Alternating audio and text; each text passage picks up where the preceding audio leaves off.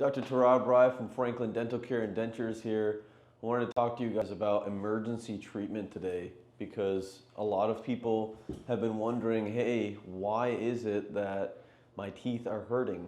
Why is it that things are not going exactly the way that I want them to? Am I predisposed to having teeth that are worse than other people's?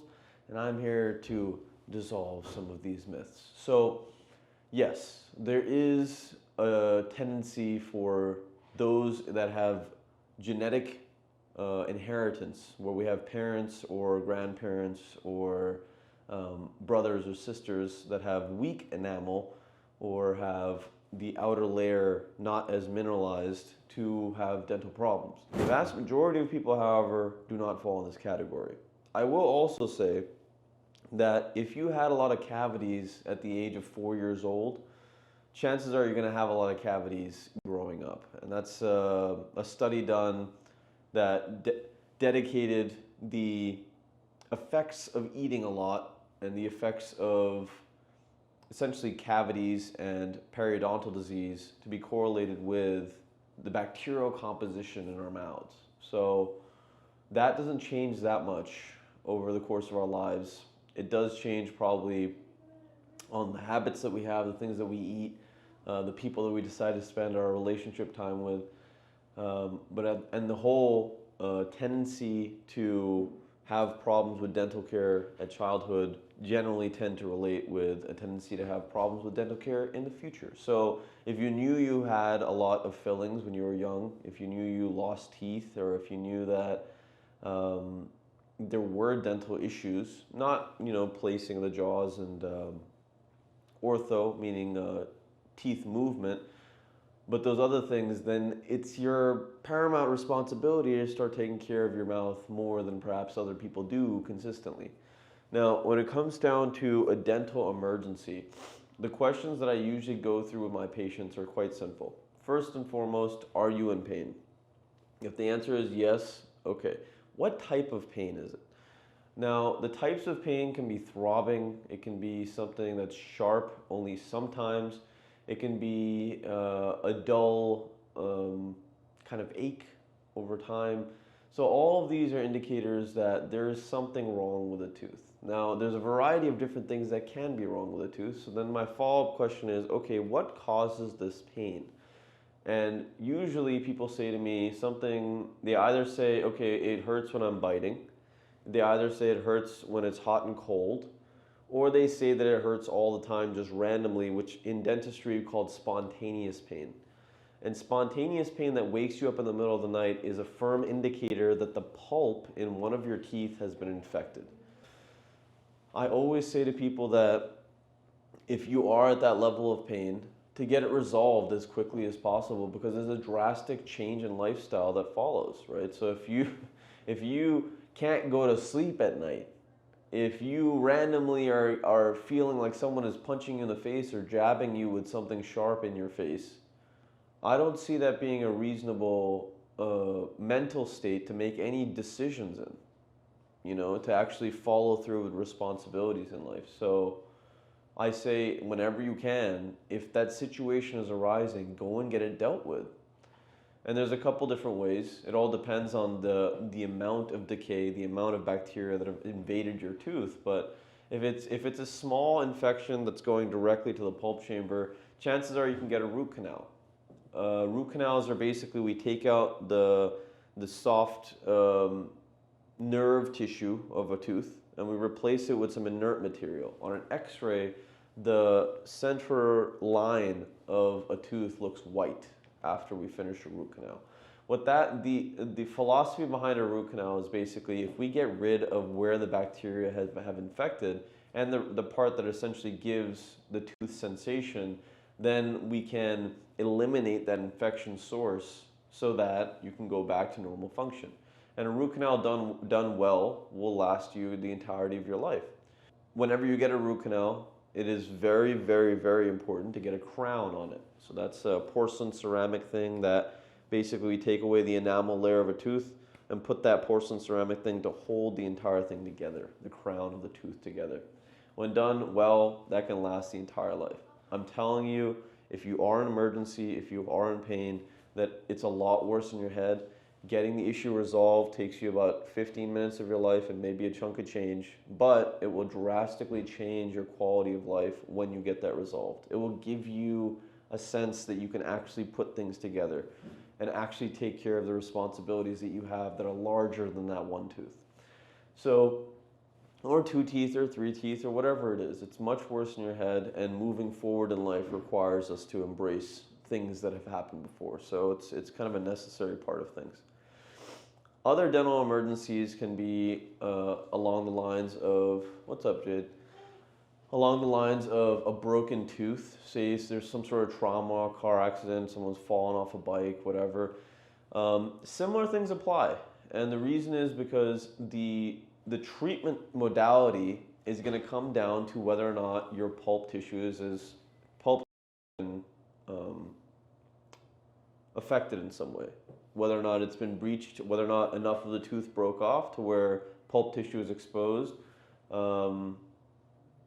That stuff's very, very important because the treatment modality is actually the same when it comes to an emergency treatment like that. So for kids, when they lose teeth, primary teeth, not the biggest deal, but space maintainers are important. I'm not a pediatric dentist, but I would recommend that if your kiddo is losing their primary teeth and that you haven't gone and seen a dentist, their secondary teeth are not going to have as much space to come in when those primary teeth aren't there. So you want to make sure that you go to a pediatric dentist and make sure that you maintain that space for your child so that they have a normal eruption pattern of those permanent teeth.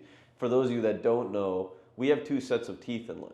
So the little teeth that children have are not the ones that we spend our entire life with. They are, in fact, they call them deciduous teeth in the sense that they actually fall out and make space for our adult teeth to come in. So that first, I guess, iteration of teeth that are in the mouth are not necessarily what they're going to end up with in the future. Some people retain their baby teeth in the future, but that's an anomaly again. So trauma, any sort of where the tooth actually breaks, the treatment modality is going to be determined by, again, whether or not the pulp tissue has been invaded or whether or not the pulp tissue is exposed. You got three layers: enamel, dentin, underneath it is your pulp tissue. Now, if there is trauma and there is no amount of larger tooth structure that's lost, but there is that spontaneous pain, there is that cold and hot, and it tends to happen on both sides. We call that bilateral in dentistry. Bilateral. This is, lateral, so two sides from the middle. And so that's a crack usually that's happening in the tooth. And a crack that runs through the tooth, that will have a lot of signs and symptoms like pulp being invaded. Because a vertical crack down a tooth is going to be just enough space to where if you're biting, that crack kind of splits apart a little bit. The air, the bacteria, the water, the saliva can get in, affect that pulp tissue, and again cause that pain. So cracks in teeth oftentimes require extractions, in fact. So there's a bunch of different dental emergencies. I mean, there's all types of stuff that can happen. Human beings are phenomenal at making unique circumstances to hurt themselves. So my suggestion is that if it is the first thing that we're talking about, if it is that thing that, there's just a big cavity or we haven't taken care of ourselves, prevention is the best way to avoid circumstances where you are thinking to yourself that life sucks because of a health issue. A wise person once said to me that without good health, you do not have freedom, real freedom. And so I wish real freedom upon all of you.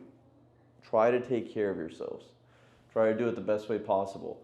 If you're looking for prevention tips, I've made videos on this channel before about hygiene, about nutrition.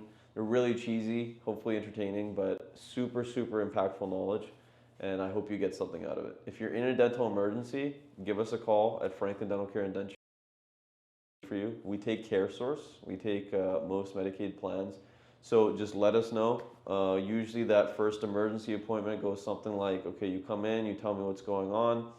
I look at the situation, I give you some antibiotics usually, some pain medication, and then I give you an appointment to get that thing resolved in about 2 weeks.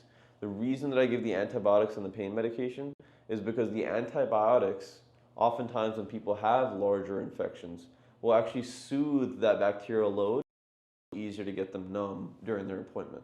So as much as I want to solve the patient's problem right there and then, there's a very good chance that they won't get numb. So antibiotics are very, very important to take up to the appointment date. That way you'll make sure that the bacterial load is the lowest and life is going to be a lot easier. The pain medication that we give are Tylenol and Motrin 800, ibuprofen or acetaminophen.